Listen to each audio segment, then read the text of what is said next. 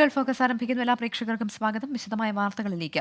ഷിരൂരിലെ മണ്ണിടിച്ചിലിൽ ദുരന്തത്തിൽ മരിച്ച അർജുന്റെ മൃതദേഹവുമായി ആംബുലൻസ് കേരളത്തിലേക്ക് തിരിച്ചു.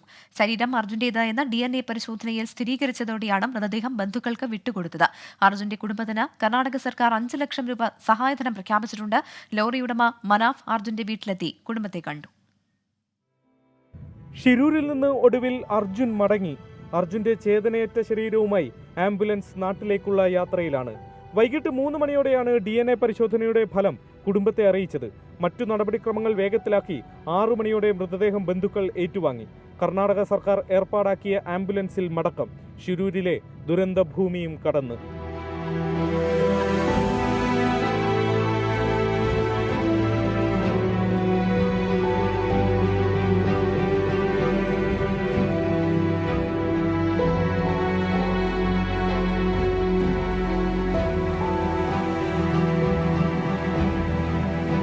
കാർവാർ MLA സതീഷ് കൃഷ്ണ സെയിലും മൃതദേഹത്തോടൊപ്പം അർജുന്റെ വീട്ടിലേക്ക് എത്തും. കുടുംബത്തിനുള്ള സഹായധനം കൈമാറും. CM told me to hand over 5 lakhs rupees to his mother. And on behalf of our Karnataka government, I am also accompanying till the body reaches to their home. രാവിലെ lorry ഉടമ മനാഫ് കോഴിക്കോട്ടെ അർജുന്റെ വീട്ടിലെത്തി കുടുംബത്തെ കണ്ടിരുന്നു. അതേസമയം മണ്ണിടിച്ചിലിൽ കാണാതായ മറ്റു 2 പേർക്ക് വേണ്ടിയുള്ള തെരച്ചിൽ ഇന്നും ഗംഗാവലിപ്പുഴയിൽ തുടരുന്നുണ്ട്. ജീവിതത്തിന്റെ വളയം പിടിച്ച് പലവട്ടം കടന്നുപോയ ഈ വഴിയിൽ ഇങ്ങനെയൊരു ഭാരത് ബെൻസ് ലോറി ബാക്കിയാക്കി അർജുൻ ഷിരൂരിൽ നിന്ന് മടങ്ങുകയാണ്. ഇനി കോടിക്കണക്കിന് മലയാളികളുടെ മനസ്സിൽ അർജുൻ ജീവിക്കും. ഷിരൂരിൽ നിന്നും വരുൺ വടശ്ശേരിക്കരയ്ക്കൊപ്പം ശ്രീനാഥ് ചന്ദ്രൻ, 24. മണ്ണിടിച്ചിലിൽ മരിച്ച അർജുന്റെ മൃതദേഹവുമായി പുറപ്പെട്ട ആംബുലൻസ് ഉടുപ്പി പിന്നിട്ടു. ഉടുപ്പിയിലെ മലയാളി സമാജത്തിന്റെ നേതൃത്വത്തിൽ മൃതദേഹത്തിൽ അന്ത്യാഞ്ജലി അർപ്പിച്ചു. മൃതദേഹം രാവിലെയോടെ കണ്ണാടിക്കലിലെ വസതിയിൽ എത്തിക്കും. അർജുന അമ്മയ്ക്കൊരു ഞാൻ വാഗ്ദാനം കൊടുത്തു. ആ ബോഡി കിട്ടി അർജുൻ്റെ ദേഹത്തെ കൂട്ടത്തിൽ ഞാൻ നിങ്ങളുടെ അടുത്ത് വരുന്നു. അതേമാതിരി ഇപ്പോൾ ആ ബോഡി കിട്ടിയിട്ടുണ്ട്. എല്ലാവരും പ്രാർത്ഥനയില്ല. അതേമാതിരി അവിടെ പോകുന്നുണ്ട്. കണ്ടിപ്പായി എന്ന് പറഞ്ഞ് 22 ദിവസമായി ആ അമ്മ എത്ര കഷ്ടപ്പെട്ടുണ്ട്. അവരുടെ പൊണ്ടാട്ടി കുട്ടിയല്ല. അതേമാതിരി ഇപ്പോൾ എല്ലാ വീട്ടിലും ഇങ്ങനത്തെ അവരത് ഇത് നല്ല കാര്യം. ഞങ്ങൾ അവിടെ പോയിട്ട് അമ്മാൻ്റെ അടുത്ത പോയിട്ട് ആ കാര്യം ചെയ്യാൻ കൊണ്ടുപോകും. കൂടുതൽ വിവരങ്ങളുമായി അരുൺ പൂപ്പറമ്പ ചേരുന്നുണ്ട്. അരുൺ ഈ ആംബുലൻസിനെ അനുഗമിക്കുന്നുണ്ട്. ഇപ്പോൾ ഉടുപ്പിയിലാണ് എത്തിയിരിക്കുന്നതെന്നാണ് മനസ്സിലാക്കുന്നത്. ഒപ്പം ഈശ്വർ മാൽപ്പയെ ദൃശ്യങ്ങളിൽ കാണാം. അദ്ദേഹം ഈ മൃതദേഹത്തോടൊപ്പം കണ്ണാടിക്കലുള്ള അർജുന്റെ വീട്ടിലേക്ക് യാത്ര ചെയ്യുന്നുണ്ട്. ഒപ്പം MLA Satheesh കൃഷ്ണസേലും.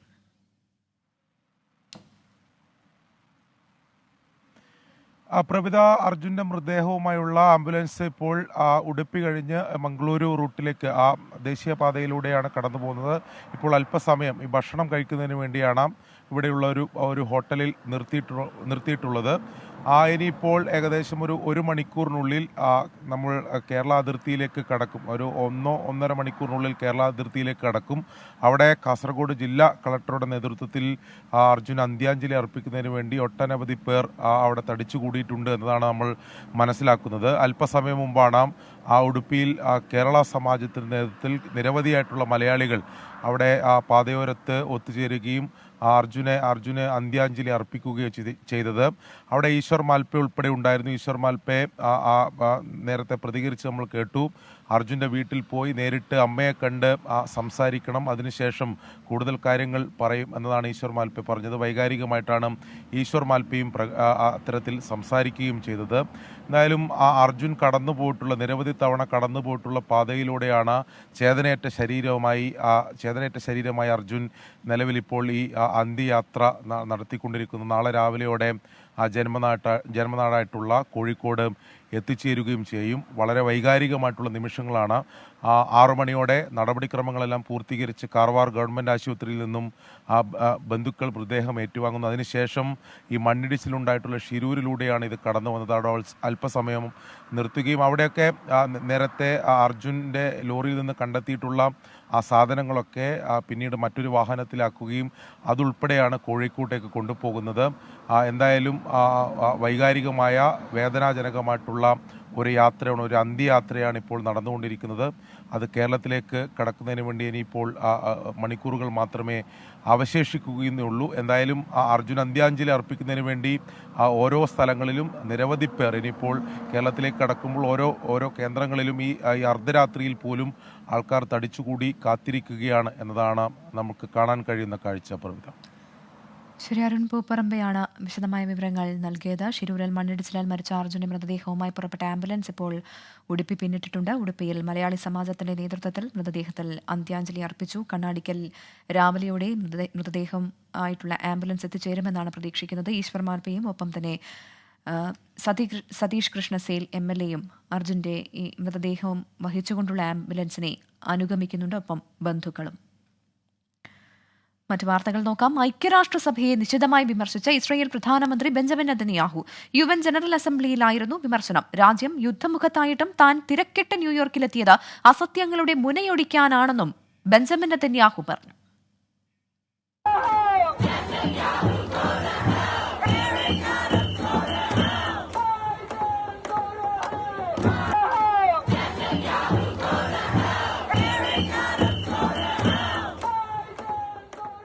Because the terrorist war criminal Benjamin Netanyahu addressed the United Nations this morning, and we're here to protest that, essentially, that the United Nations would even dare to have this war criminal give him a platform, which is absolutely sickening. And Netanyahu also saying that they had a threat for more than 1 year from Iran. They were waiting, and now it's enough is enough. That's the reason they are striking back. I mean, it's just complete bullshit.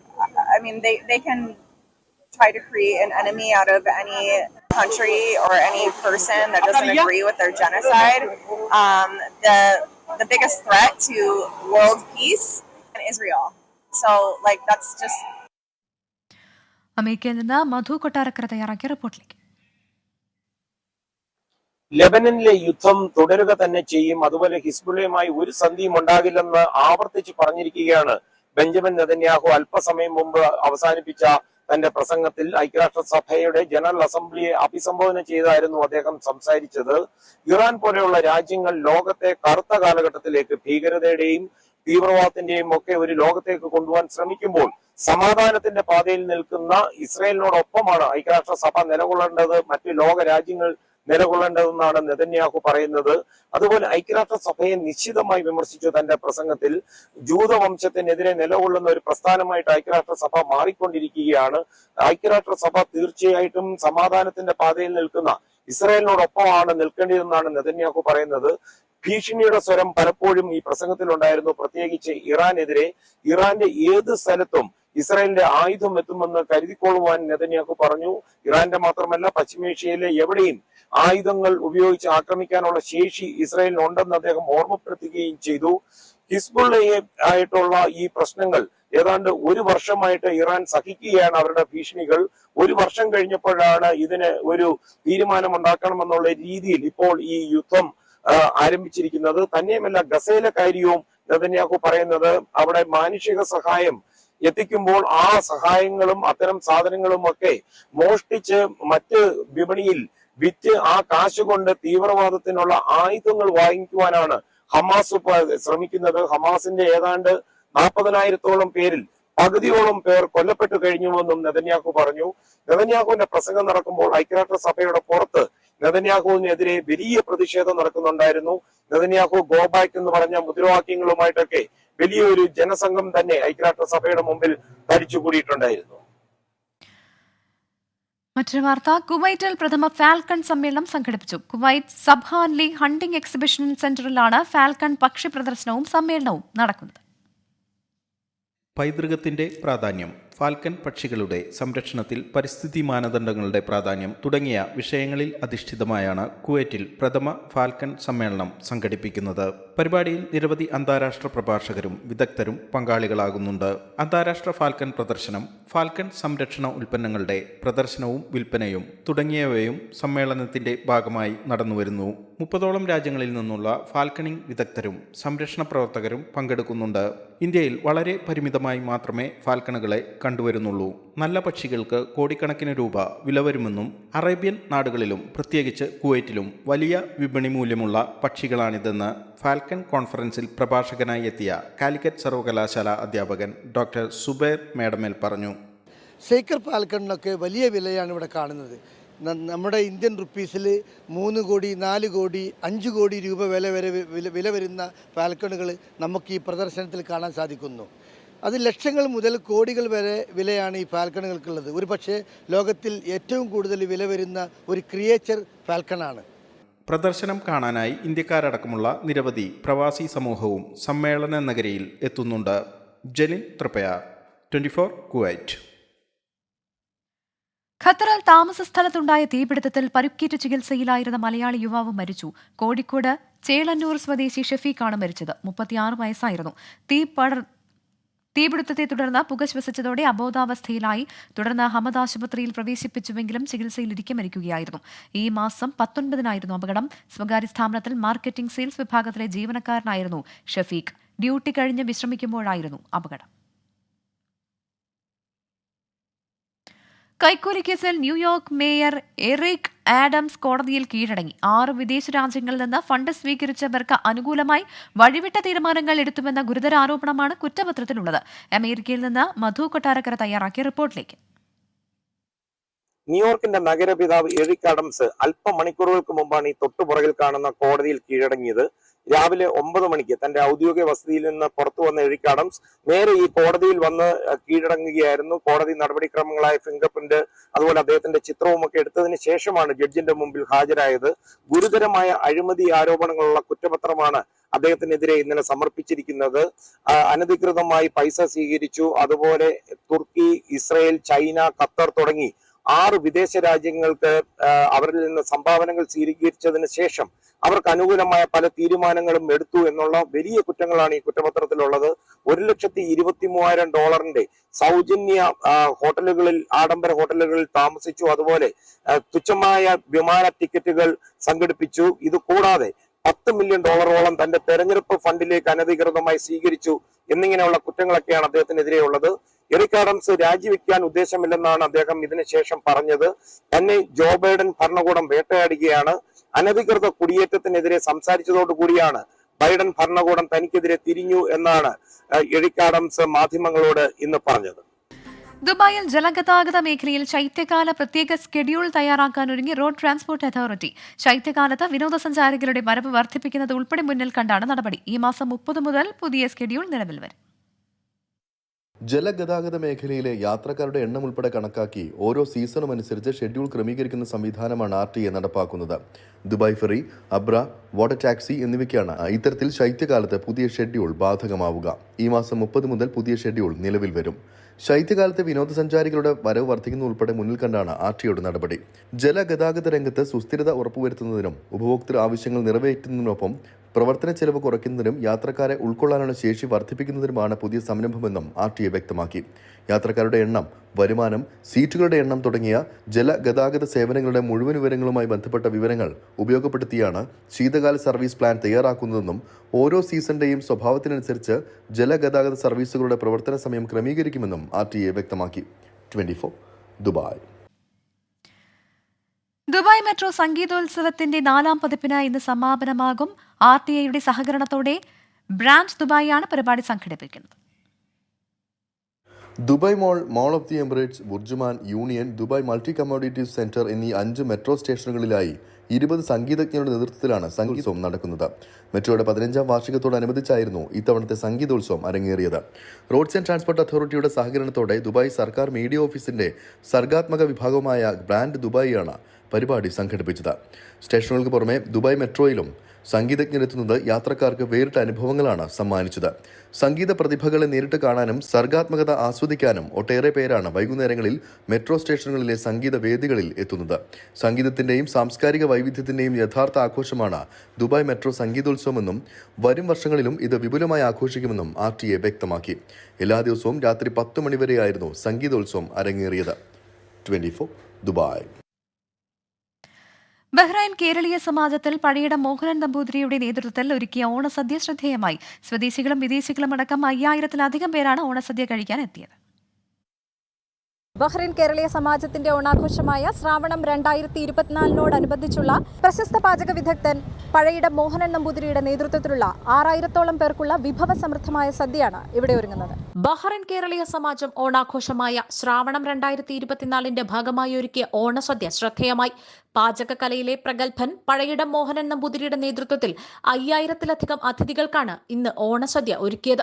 BKS DJ ഹാളിൽ ഇന്ന് രാവിലെ 11 മണിക്ക് നടന്ന ചടങ്ങിൽ മുഖ്യ അതിഥിയായി പങ്കെടുത്ത ബഹ്റൈനിലെ Indian സ്ഥാനപതി വിനോദ് K. ജേക്കബ്, പ്രശസ്ത സംരംഭകൻ ഡോക്ടർ രവി പിള്ള, പഴയിടം മോഹനൻ നമ്പൂതിരി എന്നിവർ ചേർന്ന് ഓണസദ്യ ഉദ്ഘാടനം ചെയ്തു. ബഹ്റൈനിലെ വിദേശികളും സ്വദേശികളും അടക്കം നിരവധി പ്രമുഖരും ഇന്ന് 3:30 വരെ നീണ്ടുനിന്ന ഓണസദ്യ ആസ്വദിക്കാൻ എത്തിയിരുന്നു. സമാജം പ്രസിഡന്റ് PV രാധാകൃഷ്ണ പിള്ളയുടെയും ജനറൽ സെക്രട്ടറി വർഗീസ് കാരക്കലിന്റെയും ഓണസദ്യ കൺവീനർ ഉണ്ണികൃഷ്ണൻ പിള്ളയുടെയും നേതൃത്വത്തിലുള്ള കമ്മിറ്റി അംഗങ്ങൾ സമാജം അങ്കണത്തിൽ വിശാലമായ എയർ കണ്ടീഷൻഡ് വെയിറ്റിംഗ് ഏരിയ ഉൾപ്പെടെ വിപുലമായ ഒരുക്കങ്ങളാണ് നടത്തിയത്. ഈ ഓണസദ്യ ഒരുക്കുക എന്ന് പറയുന്നത് ആ പ്രോസസ്സ് എന്ന് പറയുന്നത് നമ്മുടെ സമൂഹത്തിൽ നമ്മുടെ കമ്മ്യൂണിറ്റിയുടെ ഒരു ഐക്യത്തെ സൂചിപ്പിക്കുന്നു. 500-ലധികം സ്ത്രീകളും പുരുഷന്മാരും കുട്ടികളും ഇരുന്നാണ് കഴിഞ്ഞ 2-3 ദിവസങ്ങളായി ഇതിൻ്റെ കറിക്കരിത മറ്റേ കുക്കിംഗ് നടത്തുകയെല്ലാം. ഇത് നമ്മൾ തന്നെ ഇവിടെ കുക്ക് ചെയ്യാണ് ഇന്ന്. ഇതിൻ്റെ പുറകിൽ പ്രവർത്തിക്കുന്ന ഞങ്ങളുടെ 250ഓളം വരുന്ന ശ്രാവണം 24ന്റെ കമ്മിറ്റി സ്നേഹത്തോടും ഐക്യത്തോടും കൂടി ചെയ്യുന്നത് കൊണ്ടാണ് ഇതെല്ലാം വിജയകരമായി. ഓഗസ്റ്റ് 30 ആരംഭിച്ച 1 മാസം നീണ്ടുനിന്ന സമാജത്തിന്റെ ഈ വർഷത്തെ ഓണാഘോഷങ്ങൾക്ക് സ്വാദിഷ്ടമായ ഓണസദ്യയുടെ പരിസമാപ്തിയായി. ക്യാമറാമാൻ പ്രജീഷ് ബാലയ്ക്കൊപ്പം ഷോണിമ മന്മഥൻ, 24 ബഹ്റൈൻ. യുഎയിലെ മലയാളി ഡിസൈനർമാരുടെ കൂട്ടായ്മയായ വര ലെവൽ അപ്പ് എന്ന പേരിൽ മോട്ടിവേഷൻ ക്ലാസ് സംഘടിപ്പിച്ചു.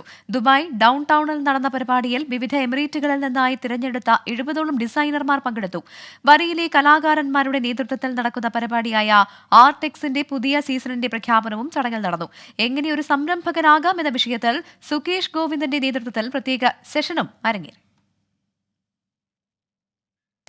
ദുബായ് CSI ഇടവകയുടെ സുവർണ ജൂബിലി ആഘോഷങ്ങൾക്ക് ശനിയാഴ്ച തുടക്കമാകും. വൈകിട്ട് 6 മണിക്ക് ഊത്ത് മേത്ത ജം പ്രൈവറ്റ് സ്കൂളിൽ Dubai Indian consul general Satish Kumar Sivan ഉദ്ഘാടനം ചെയ്യും. 1 വർഷം നീളുന്ന ആഘോഷ പരിപാടികളാണ് സംഘടിപ്പിക്കുന്നതെന്ന് മധ്യ കേരള രൂപത CSI ബിഷപ്പ് ഡോക്ടർ മലയിൽ സാബുകോശി വാർത്താസമ്മേളനത്തിൽ പറഞ്ഞു. ഒട്ടേറെ കലാപരിപാടികളും അരങ്ങേറും. 1 വർഷം നീണ്ടു നിൽക്കുന്ന പരിപാടികളിൽ 50 ലക്ഷം രൂപയുടെ വിദ്യാഭ്യാസ പദ്ധതി, കേൾവിശക്തി ഇല്ലാത്ത കുട്ടികൾക്കായി സ്കോളർഷിപ്പ് എന്നിവ നൽകുമെന്നും CSI ദുബായ് വികാരി രാജു ജേക്കബ് വാർത്താസമ്മേളനത്തിൽ പറഞ്ഞു.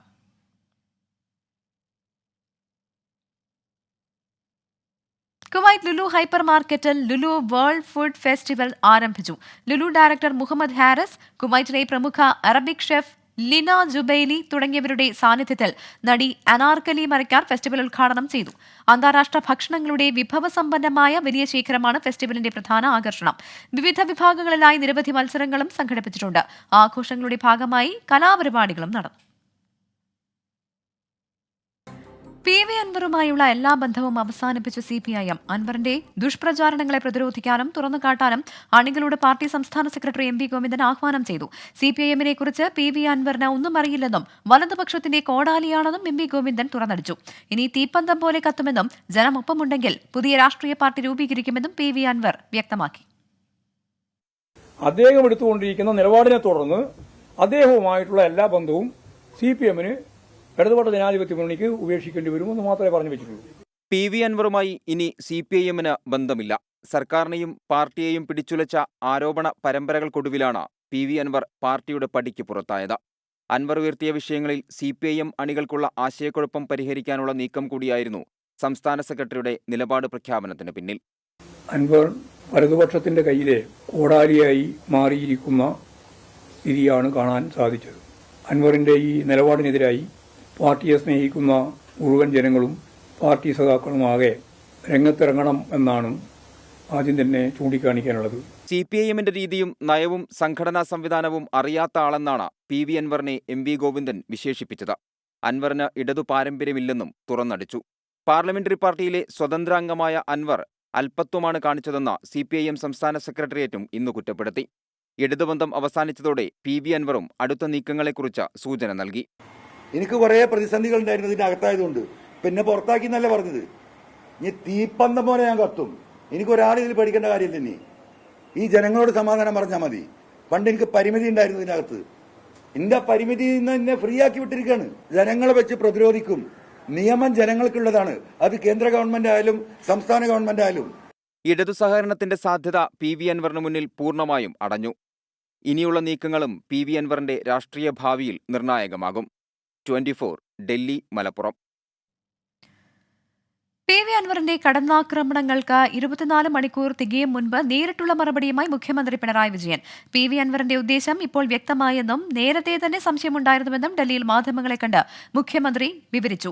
മുഖ്യമന്ത്രിയുടെ പ്രതികരണത്തിൽ തനിക്ക് വേവലാതി ഇല്ല എന്നായിരുന്നു 24ലൂടെ ഉടനടി PV അൻവറിന്റെ മറുപടി. PV അൻവർ ഉന്നയിച്ച ആരോപണങ്ങൾക്ക് ഇതുവരെ സാവകാശമെടുത്തായിരുന്നു മുഖ്യമന്ത്രിയുടെ മറുപടി. ആരോപണങ്ങളുടെ കേന്ദ്രബിന്ദു താനാണെന്ന് തിരിച്ചറിഞ്ഞ പിണറായി വിജയൻ മറുപടിയുമായി ഡൽഹിയിൽ മാധ്യമങ്ങളുടെ മുന്നിലെത്തി. PV അൻവർ നേരത്തെ ചില ആരോപണങ്ങൾ ഉന്നയിച്ചപ്പോൾ തന്നെ എന്താണതിൻ്റെ പിന്നിലെന്ന സംശയമുണ്ടായിരുന്നു. അദ്ദേഹം പാർട്ടിക്കും LDFനും സർക്കാരിനുമെതിരെയുള്ള കാര്യങ്ങളാണ് ഇന്നലെ പറഞ്ഞിട്ടുള്ളത്. അൻവറിന്റെ ലക്ഷ്യം പാർട്ടിയും സർക്കാരും മാത്രമല്ല, മുന്നണി കൂടിയാണെന്ന മുഖ്യമന്ത്രിയുടെ വാക്കുകളിൽ ഘടകകക്ഷികൾക്കുള്ള മുന്നറിയിപ്പ് കൂടിയുണ്ട്. അൻവറിന്റെ ആരോപണങ്ങൾ ഏറ്റുപിടിക്കുന്നതിൽ CPI ഉൾപ്പെടെയുള്ളവർ ജാഗ്രത കാട്ടണമെന്ന സന്ദേശം. ഇപ്പോൾ പാർട്ടിക്കും LDFനും സർക്കാരിനും എതിരെ ഉന്നയിച്ച എല്ലാ അൻവറിന്റെ ആരോപണങ്ങളും തള്ളിക്കളയുകയാണ്. ഏതാനും മിനിറ്റുകൾ മാത്രമായിരുന്നു മുഖ്യമന്ത്രിയുടെ പ്രതികരണം. ചോദ്യങ്ങൾക്ക് മറുപടിയില്ല. എന്നാൽ ഇക്കാര്യത്തിൽ ഇനിയും വിശദമായി പറയാനുണ്ടെന്ന് വ്യക്തമാക്കുന്നതിലൂടെ PV അൻവറിന് മുന്നറിയിപ്പും. അദ്ദേഹം പറഞ്ഞ കാര്യങ്ങളെക്കുറിച്ച് വിശദമായി പറയേണ്ടതായിട്ടുണ്ട്. നിങ്ങൾക്കും ഒരുപാട് കാര്യങ്ങൾ ചോദിക്കാനും അറിയാനും ഉണ്ടാകും. അതിനൊന്നും ഇപ്പോൾ വിശദീകരണമില്ല. മുഖ്യമന്ത്രിയുടെ മറുപടി 24ലൂടെ തത്സമയം കണ്ട PV അൻവർ ഉടനടി മറുപടി നൽകി. അദ്ദേഹത്തിന്റെ കാര്യങ്ങൾ ഒന്നുകൂടി വിശദമായിട്ട് പഠിക്കേണ്ടതുണ്ടാവും. ഞാൻ പറഞ്ഞ കാര്യത്തിൽ എന്തെങ്കിലും ഇനിയും വസ്തുതയുണ്ടാവുമെന്ന് അദ്ദേഹത്തിന് പരിശോധിക്കേണ്ടതുണ്ടാവും. അതല്ല അദ്ദേഹം ഈ പറയുന്ന ADGPയുടെ വാക്ക് കേട്ട് തന്നെയാണ് ഇനിയും മുന്നോട്ട് പോകേണ്ടത് എന്ന് അദ്ദേഹം തീരുമാനിക്കുകയാണെങ്കിൽ അതുകൊണ്ടാകാം. അതിനെക്കുറിച്ചൊന്നും ഇപ്പോൾ എനിക്ക് വേവലാതിയില്ല. ഇതുവരെയുള്ള അടവുകളും നയങ്ങളും മാറ്റി PV അൻവറും പിണറായി വിജയനും നേർക്കുനേർ വരികയാണ്. ബലാബല പരീക്ഷണമല്ലെങ്കിലും ഈ പോരിലെ രാഷ്ട്രീയ നേട്ടം ആർക്കെന്നാണ് ഇനി കണ്ടറിയേണ്ടത്. 24 Delhi, Malappuram. Indian news paper സൊസൈറ്റിയുടെ പുതിയ പ്രസിഡന്റായി Mathrubhumi managing director MB Shreyams കുമാറിനെ തെരഞ്ഞെടുത്തു. ഡൽഹിയിൽ ചേർന്ന INSന്റെ വാർഷിക യോഗമാണ് ശ്രേയാംസിനെ പ്രസിഡന്റായി തെരഞ്ഞെടുത്തത്. 1 വർഷമാണ് കാലാവധി. രാകേഷ് ശർമ്മയുടെ പിൻഗാമിയായാണ് MB ശ്രേയാംസ് കുമാർ ചുമതലയേറ്റത്.